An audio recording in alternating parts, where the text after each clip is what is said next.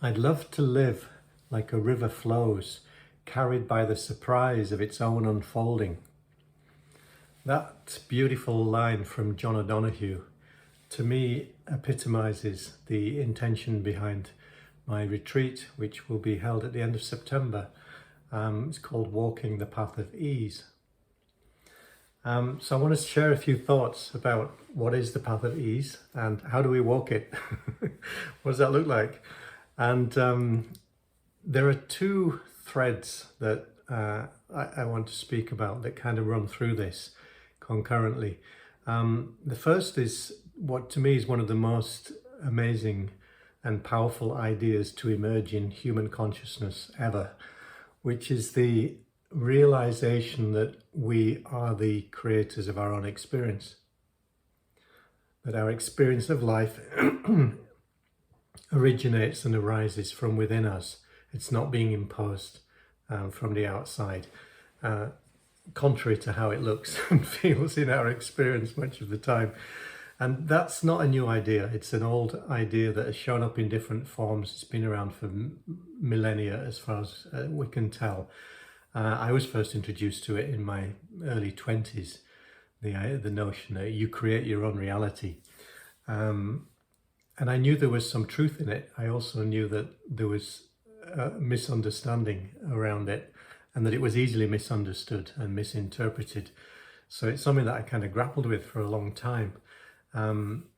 Coming to the three principles understanding as described by Sydney Banks, when I was introduced to that in 2011, it helped to make sense of that in a whole new way for me. It simplified it, it stripped away a lot of the misunderstanding and really left me with the skeleton key, if you like. It's like, this is how this actually works, how it functions, which has been super helpful, and which is why it's been really forming the basis of my work ever since. But there's another thread which I think connects to that one, which is equally interesting and relevant, which is an alchemic idea, lead into gold, which Carl Jung, he had a way of talking about this. He introduced the idea of shadow work, and he talked about the gold is in the dark. It's to be found in the dark.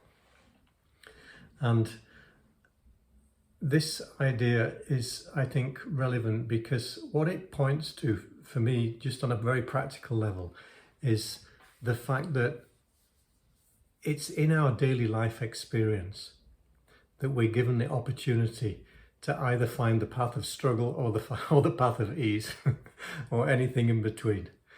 We don't have to go to India, or we don't even have to go on retreat or anywhere else to find the raw material that we can utilize in either direction. And then it just becomes a question of, well, what do we understand? Because our understanding, our level of consciousness, let's say, around this whole topic is what will determine and dictate whether we move in the direction of ease in relationship to anything in our life, or whether we orient in the direction of struggle and difficulty and stress. Because we know that both are possible in all situations. And we've all had the experience of being in a given situation, experiencing it as very stressful or very difficult or traumatic, somehow coming through that, finding ourselves in a different relationship to it on the inside, even though quite possibly the circumstances of our life haven't changed substantially, or maybe we're still up against the same people that we considered to be the antagonizer in our life a while ago, and yet we find ourselves in different relationship to that same person, to that same set of circumstance, therefore feeling differently about it, i.e. having a different experience of it.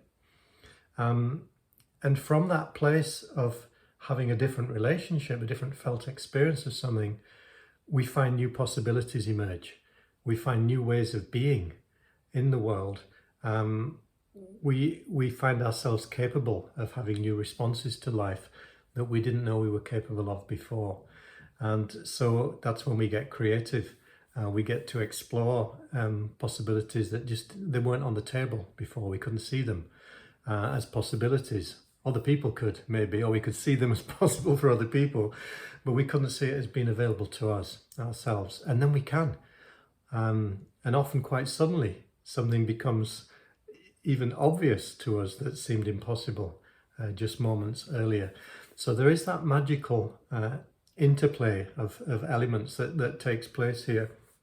And that's what I'm interested in exploring in the retreat, is how can we use the raw material of our daily life, whatever form that takes, it really doesn't matter. So, the starting point is typically some area where we currently experience it. Life has been a struggle or something difficult, or at least we have in the past. And then seeing what we can see about that, and seeing where we can bring our understanding to bear, such that we can transform that raw material and have a different experience, not only of that, but that then provides the springboard to greater understanding, and we start to see where we can have a different experience of other areas of life as well. So it's something that becomes kind of self-propelling at a certain point, which is really wonderful to see. So it's been thrilling to me, to be on this journey with the principles for the last 12 years or so. And the more that I've worked in this field and been sharing this understanding, the more I've seen people go through their own transformational journey as a result of deepening in their understanding. It's a wonderful thing to witness. Initially, there's often a kind of falling away of a lot of habitual, conditioned thought patterns and ways of behaving in the world, things that don't really serve us, and often they're just being acquired from other people in the first place. They don't really belong to us either, but they have to be kind of flushed out and shed initially to some degree. And that makes the space for us to be able to listen in and to really discern what is it that's coming in from, what's coming from our own wisdom, not just from conditioned mind. And I would even go further than that and say, what is it that's coming from your own soul, your own inner calling? What is it that we're here to be and do in the world? What is our unique contribution? What can we bring that's the most fulfilling to us? And there's a clue in that, because it's not just about creating our experience, learning how to create our experience so that we can just have more money, or have more stuff, or that kind of superficial level of acquisition, which often infiltrates like the law of attraction field and things like that. That starts to be a whole other trap in itself quite quickly, where you realize it's endless. Of course, you can create all kinds of stuff in the world if you want, but what's really driving that? And is it what you really want? Is it actually deeply satisfying and fulfilling to do so in an ongoing basis? And the answer for the vast majority of people is no, it's not. It might be something you have to get out of your system for a while, but then there's a realization that actually no, there's something else that's more interesting to me. There's maybe something that I've always been curious about, but I've never given myself permission to really explore. I've never considered it a possibility because I just didn't have the time and energy. So that's the other side of the coin that starts to become visible just more in a more subtle way over time, where you start to have the freedom and the energy to explore what is it that you're really here to gift to, not only to the world but to yourself. What is it that you can bring forth from the depths of your own being in a way that perhaps you've never done before? So all of that is to me, that's the kind of cauldron, the container, the context that I like to create for the retreat. And we already have a lovely group coming together. We've got an early bird discount until the end of June, till the 29th of June. You're very welcome to reach out if you've got any questions about it.